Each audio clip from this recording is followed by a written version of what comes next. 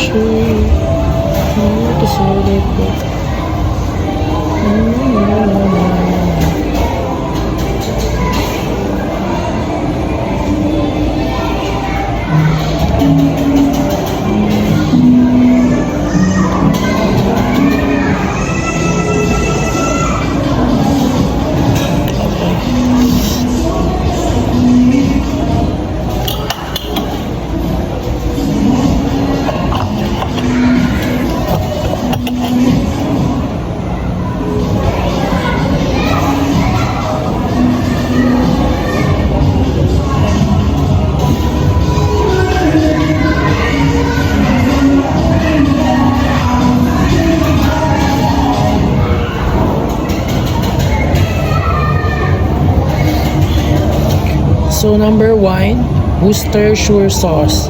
A Worcestershire sauce, fermented liquid condiments used to flavor savory dishes. Number 2 is facade. Facade is a face or front of building properties exterior. So number 3, sommelier. Sommelier, a wine expert and assisting guests a wine selection. So number 4 is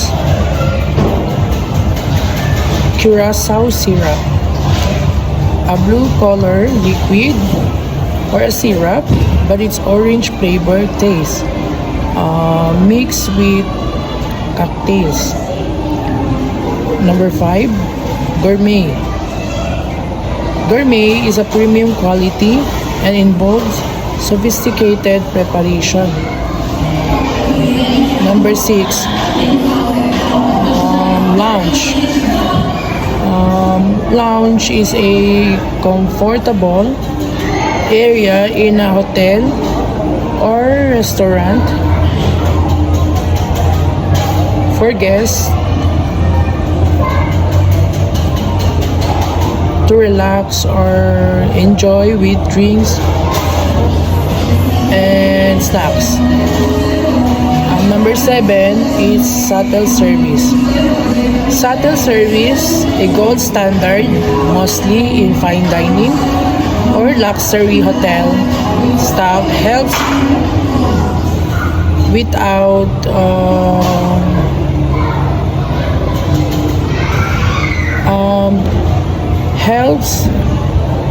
helps without being intrusive.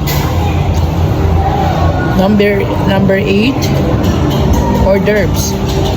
Hors d'oeuvres is a savory appetizer served before a meal or often during a cocktail hour.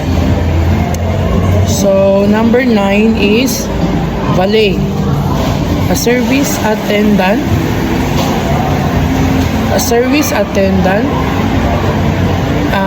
Assisting a guest to park the vehicle, their vehicles in the parking area. So number 10, suite. Suite is a set connected rooms in a hotel offering more space than a standard room. So 11, it's itinerary. Itinerary is a detailed plan route by availing guests or group events for their journey. Number 12, allotment. Allotment is a specific number of money or seats pre-allocated to a travel agent or tour operator to sell. So number 13 is banquet. Banquet is a large-scale meal held for a specific event like wedding, conference, and etc.